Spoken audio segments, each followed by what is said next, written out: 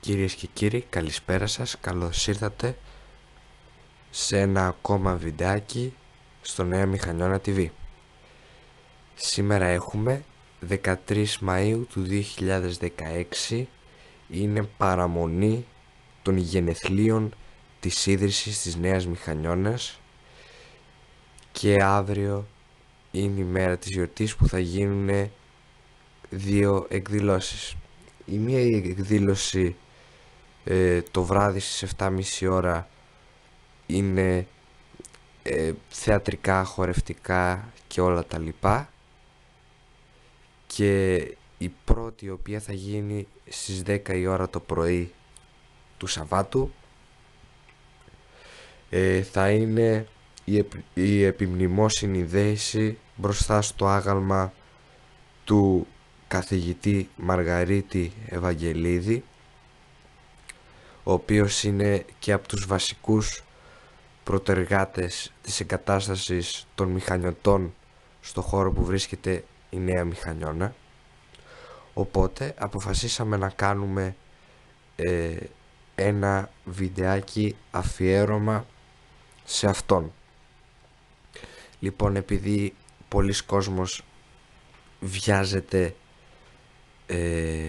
και δεν έχει τόσο χρόνο να δει τα βιντεάκια μας, θα κάνουμε μια γρήγορη περίληψη με το έργο κυρίως του Μαργαρίτη Ευαγγελίδη, και μετά θα διαβάσουμε την παράγραφο του βιβλίου «Η Μηχανιώνα της Κιζίκου», στην οποία οι συγγραφείς του βιβλίου αφιέρωσαν και κάποιες σελίδες για τον Μαργαρίτη Ευαγγελίδη.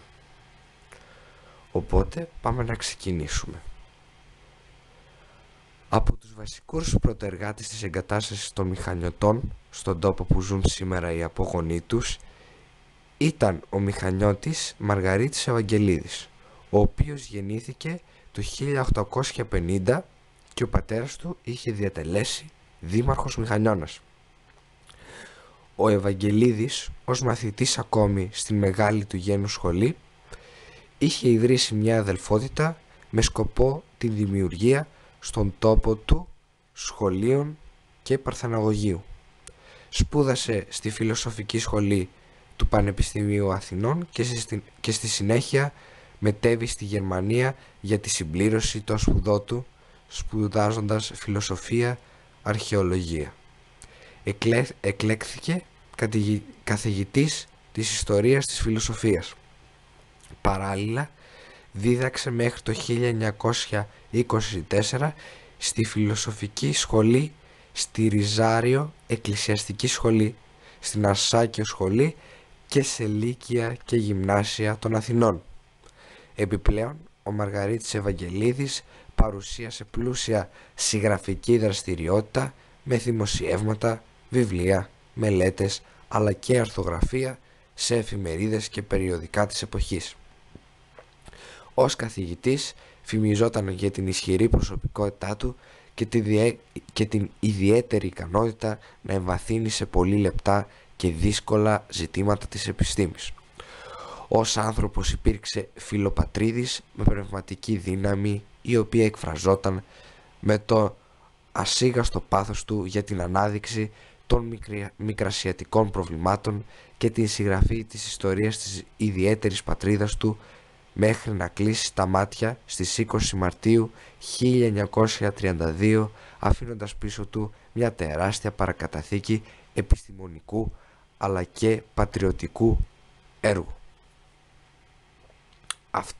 Αυτό ήταν σχετικά με το έργο του Μαργαρίτη Ευαγγελίδη, και συνεχίζουμε από το βιβλίο «Η Μηχανιώνα της Κιζίκου». Στη Μηχανιώνα είδε το φως της ημέρας και το επιφανέστατο τέκνο της Κιζικινής Χερσονήσου ο καθηγητής της φιλοσοφίας του Πανεπιστημίου Αθηνών Μαργαρίτης Ευαγγελίδης. Γεννήθηκε στις 8 Σεπτεμβρίου 1850. Ύστερα από τα στοιχειώδη μαθήματα που άκουσε στη Μηχανιώνα, συνεπλήρωσε τις εγκύκλιες σπουδές του στην Πατριαρχική Μεγάλη του Γένου Σχολή του Φαναρίου στα 1871. Πρωτοετής ήταν ακόμα στη Μεγάλη του Γένου Σχολή όταν ίδρυσε το 1866 τη φιλεκπαιδευτική αδελφότητα Μηχανιώνας Πρόδος, την οποία αργότερα τη μεγάλωνε σε Κιζικινή αδελφότητα. Μόλις τέλειωσε τις σπουδές του με άριστα, διορίστηκε καθηγητής στα Λύκεια και στα Παρθεναγωγεία της πόλης έως το 1875. Τότε, με την ενίσχυση, λέει ο ίδιος ο Ευαγγελίδης, του φιλομουσάτατου και χριστιανικότατα τας ευεργεσίας αυτού ποιμένου χίου τραπεζίτου αημνίστου Ζάνη Στεφάνοβικ Σκυλίτσι και του ύπου Φλογερού Πόθου, δικαιόμενου υπέρ της κοινωνικής και επιστημονικής προόδου του γένους αηδήμου Μενελάου Νεγρεπόντι. Μπόρεσε και ήρθε στην Αθήνα αρχικά και γράφτηκε στη Φιλοσοφική Σχολή του Πανεπιστημίου και αργότερα πήγε στη Λειψία και το Βερολίνο όπου συμπλήρωσε τις σπουδές του. Αφού υπηρέτησε σε διάφορα γυμνάσια κατόπιν πολλών αντιδράσεων και επικρίων, διορίστηκε καθηγητής στο Πανεπιστήμιο όπου δίδαξε πάνω από 40 χρόνια.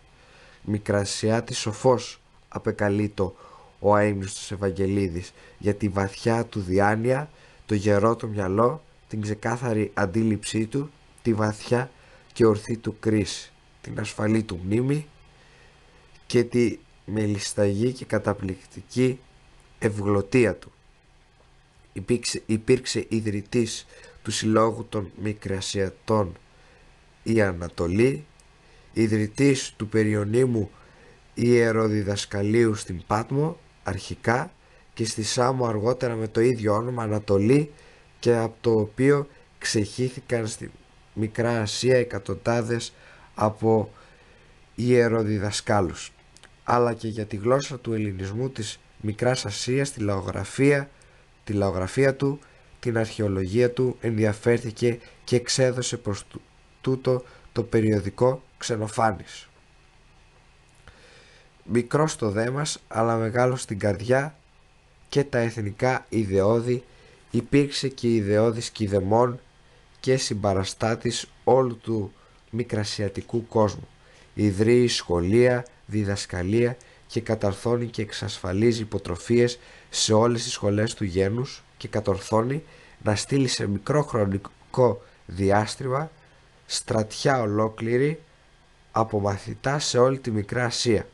Για όλες αυτές τις υπηρεσίες τιμήθηκε με την ανέργηση της πρωτομής του στη μεγάλη αίθουσα του Μικρασιατικού Συλλόγου, τα αποκαλυπτήρια της οποίας έγιναν στα 1926. Αλλά όσο μακριά κι αν πήγαινε, όσο και ψηλά κι ανέβαινε, το μικρό Τσομπανόπουλο της Μηχανιώνας τόσο πιο πολύ θυμόταν το μικρό του χωριό. Τις δύο διατριβές που έκανε στη Φιλοσοφική Σχολή του Βερολίνου, όπου σπούδαζε, τις αφιέρωσε στην πατρίδα του.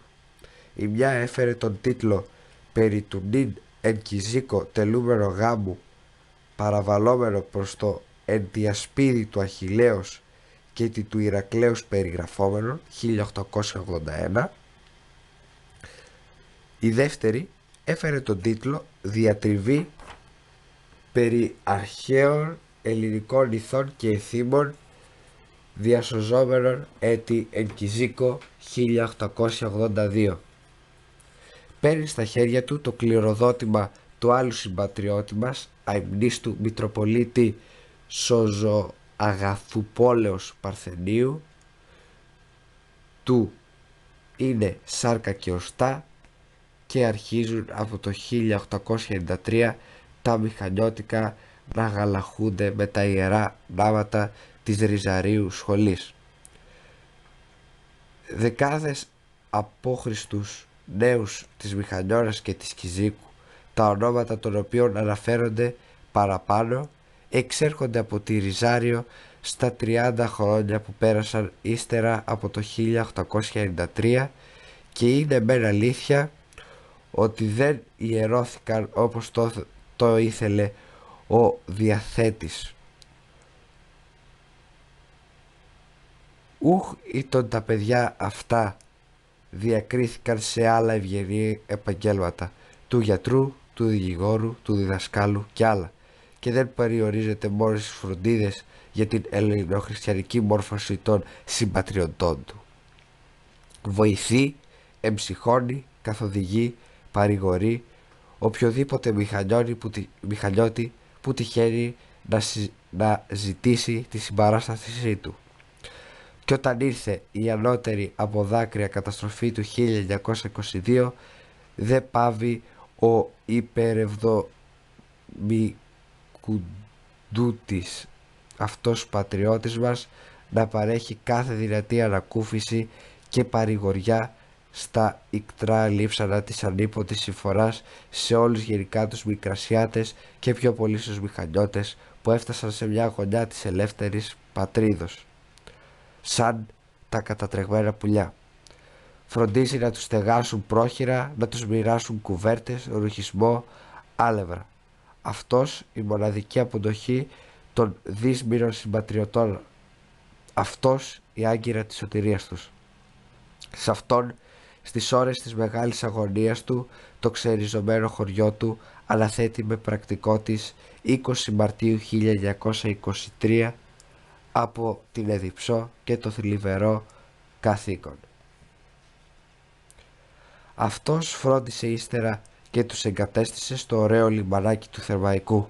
Αυτός φρόντισε για να χρησιμοποιήσουν το επίτακτο Θέτης που μετέφερε τους περισσότερους μηχανιώτες από την Εδιψό στη Νέα Μηχανιώνα. Αυτός θα φρόντιζε σε λίγο και για την άλλη πατρίδα των συμπατριωτών του που έμειναν στην Εδιψό, όπως έλεγε στο Ιω Τσιλένη, αλλά δεν πρόφτασε. Επλήρωσε όπως όλοι οι θητοί το κοινό χρέος, ας αναπαυθεί η ψυχή του κατά τα έργα της. Για όλα αυτά και ο σύλλογος η Μηχανιώνα, θέλοντας να τιμήσει και χωριστά το δοξασμένο και αλυσμόνητο συμπολίτη, καθηγητή και μεγάλου του γέρους διδασκάλου, αποφάσισε να στήσει την πρωτομή του στη μεγάλη πλατεία της Νέας Μηχανιώνας, της νέας αυτής φωλιάς των αγαπημένων του συμπατριωτών που αυτός διάλεξε και έκτισε. Ο σύλλογος με πρόεδρο τον Αθανάσιο Τριγωνίδη, παίρνοντας την απόφαση αυτή, ήξερε ότι θα προσέκρουε στη σεμνότητα και τη μετριοφροσύνη της Αγίας του Ψυχής, αλλά το καθήκον να αποτιμήσει φόρο τιμής προς το επιφανέστατο τέκνο της Μηχανιώνας και η σκοπιμό της να τοποθετηθεί η σεβάσμια μορφή του στη Νέα Μηχανιώνα για τον φρονηματισμό των νεωτέρων και μίμηση του παραδείγματός του κατενίκησε κάθε δισταγμό. Εκεί ανάμεσα εκκλησία και σχολείου, ανάμεσα στα δύο ιδανικά για τα οποία αφιέρωσε όλη του τη ζωή, θα εξακολουθεί να διδάσκει με τη μορφή του τους νεότερους μηχανιώτες ότι είναι ωραίο το καθήκον να φροντίζει κανείς για την επιβίωση της ελληνικής φυλής και την ενάρετη προκοπή της, να διδάσκει ότι πρώτη τους φροντίδα πρέπει να είναι αυτό το καθήκον, να αρχίζει από τη γενέτειρά τους.